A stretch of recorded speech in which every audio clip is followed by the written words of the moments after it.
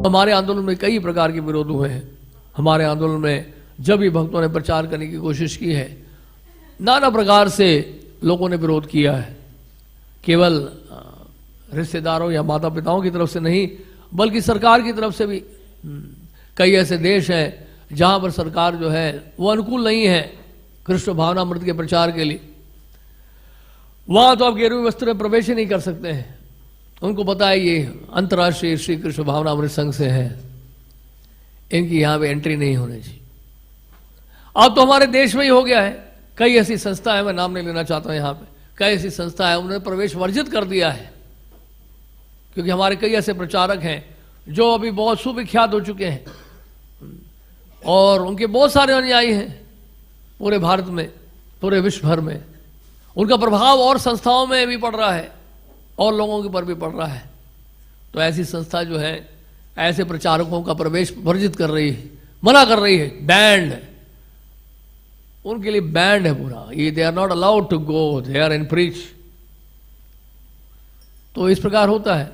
एक हमारे भक्त गए थे, वो जाना चाहते थे किसी अन्य देश में, पाकिस्तान में प्रचार के लिए जाना चाहते थे। जब वहां पहुंचे, एम्बेसी पहुंचे, और एम्बेसी जब पहुंचे तो उन्होंने देखा कि आप जाना चाहते हैं पाकिस्तान। मैंने कहा हाँ। आप वीज़ा के लिए अप्लाई कर रहे हैं? मैंने कहा हाँ। हमारी पत्नी आपका वीडियोस बहुत देखती हैं, आपकी बहुत बड़ी फैन है वो। हम जानते हैं आप धर्म के प्रचारक हैं, आपको वीज़ा नहीं मिलेगा।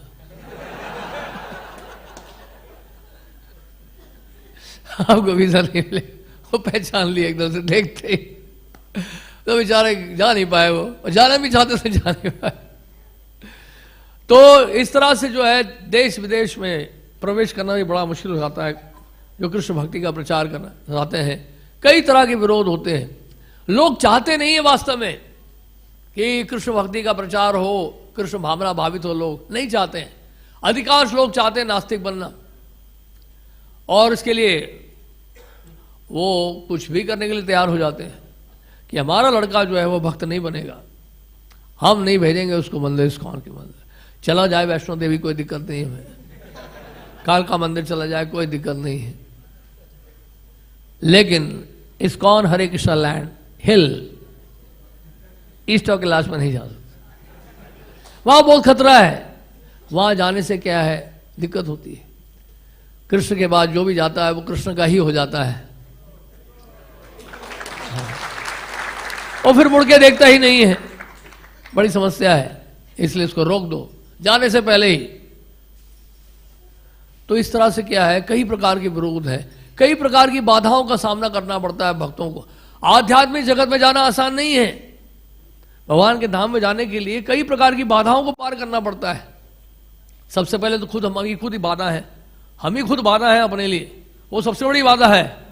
नहीं, जैसे हमने बताया था कि जब तक आसक्ति का लंगर बना रहेगा तब तक भौतिक जगत में रहना पड़ेगा, तब तक हम शरणागत नहीं हो जाते हैं हरि गुरु वैष्णव के चरणों में, तब तक हमें संसार में रहना पड़ेगा, और वहां जाना बड़ा मुश्किल है, बड़ा कठिन कार्य है।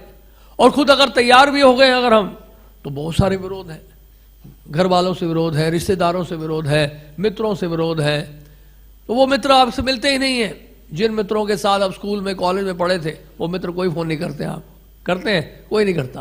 पता चल गया उनको कि आप कहाँ जुड़ गए, यहाँ जुड़ गए, यानी कि इनके पास जाएंगे तो हम भी खतरे में पड़ जाएंगे, हम नहीं जाएंगे उनके पास।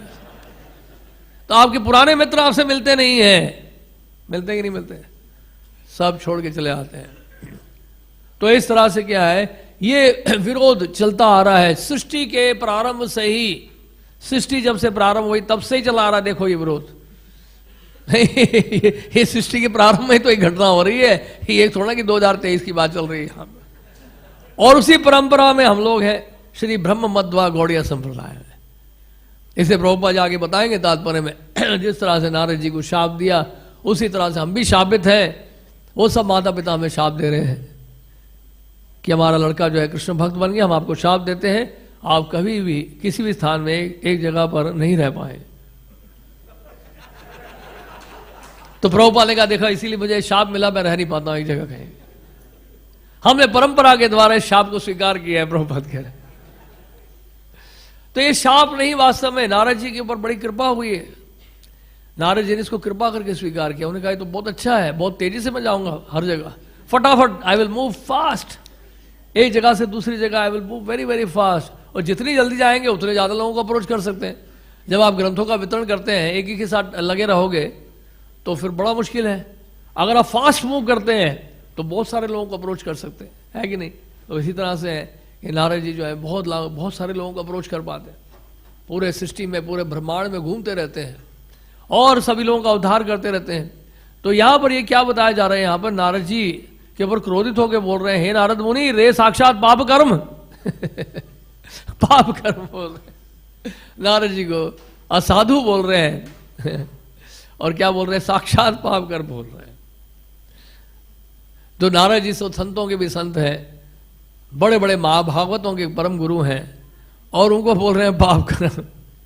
तो जब व्यक्ति क्रोध में आता है तो वास्तव में वो भूल जाता है कि सामने वाला व्यक्ति कौन है और किससे बात कर रहे हैं।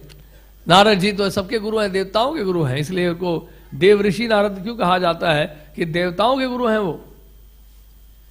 तो उनके ऊपर क्रोधित करना तो अपने गुरु के ऊपर क्रोधित होना। तो नारद जी इतने बड़े महाजन हैं, इतने बड़े संत हैं, लेकिन नारद जी चुपचाप सुन रहे हैं क्योंकि वो क्रोध मुक्त है, उनको कोई क्रोध नहीं है, उनके हृदय बड़ा शांत है। उनको पता है ये वास्तव में आसक्ति के कारण क्रोध आ रहा है इसको, नहीं, कामात क्रोध विजायते क्रोधात भवति सम्मोहात्। भगवान गीता में कह रहे हैं दूसरे अध्याय के 62वें श्लोक में क्या बोल रहे हैं, जब कामनाएं होती हैं तो क्रोध आता है और क्रोध होता है तो फिर मोह उत्पन्न होता है। जितना क्रोधित होंगे उतना ज्यादा हमारा मोह बढ़ेगा, यानी कि जितने पहले आसक्ति थी वो आसक्ति डबल हो जाएगी उस क्रोध के कारण। क्रोधात भवति सम्मोहा, मोह पहले हो चुका है, अब क्या बोल रहे हैं भगवान, सम्मोहा, अब सम्यक रूप से आप मोहित हो गए, कंप्लीटली बेबिल्डर। पहले बेबिल्डर थे, ध्याये तो विषयान वंसा संगस्ते शुभ जायते संघात संजायते कामा। तो ये तो आप पहले मोह हो चुके हैं, मोहित हो चुके हैं, आप ऑलरेडी मोहित हो चुके हैं। लेकिन आपने जो क्रोधित हुए हैं वो ना प्राप्त करने के कारण, अब वो क्रोध के कारण जो है वो मोह क्या हो गया, सम्मोहित हो गया आप।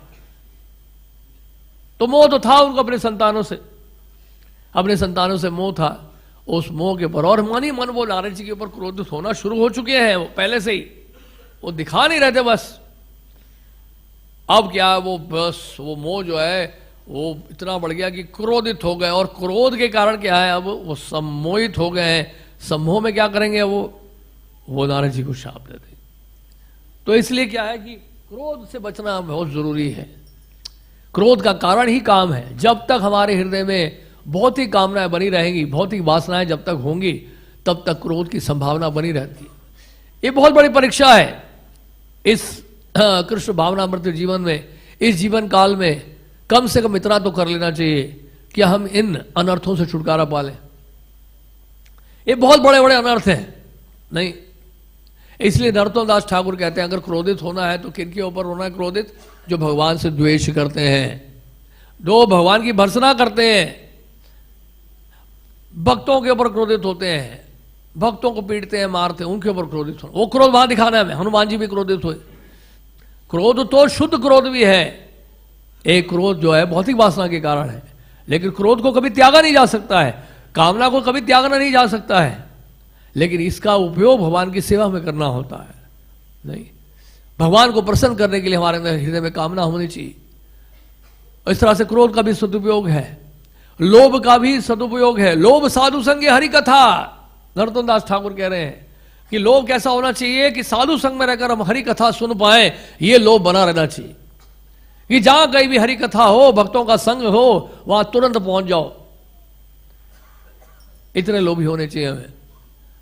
और ये लोभ इस तरह से। और क्या बता रहे हैं, मोह को कैसे लगाएं भगवान की सेवा में, अपने इष्ट के लिए सेवा करना, इष्ट के प्रति जो इष्ट की सेवा करना।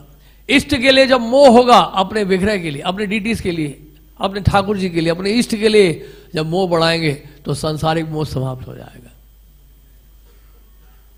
तो कहने का मतलब है इस तरह से कि जो क्रोध आता है, लेकिन जो भौतिक धरातल पर क्रोध आता है वो हमें बहुत नुकसान पहुंचाता है, क्योंकि इंद्रियां हमारी उत्तेजित हो जाती हैं, पूरे शरीर में जो है एकदम से उसका प्रभाव पड़ता है, हमारी इंद्रियों में प्रभाव पड़ता है, हमारे आंखों में दिखता है वो क्रोध। क्रोध के कारण आंखें लाल हो जाती हैं, क्रोध के कारण जो अश्रु आते हैं वो गर्म होते हैं, और भगवत प्रेम में जो अश्रु आते हैं वो ठंडे होते हैं। चेक कर लेना, आप टेस्ट कर लेना ये कौन से आंसू हैं।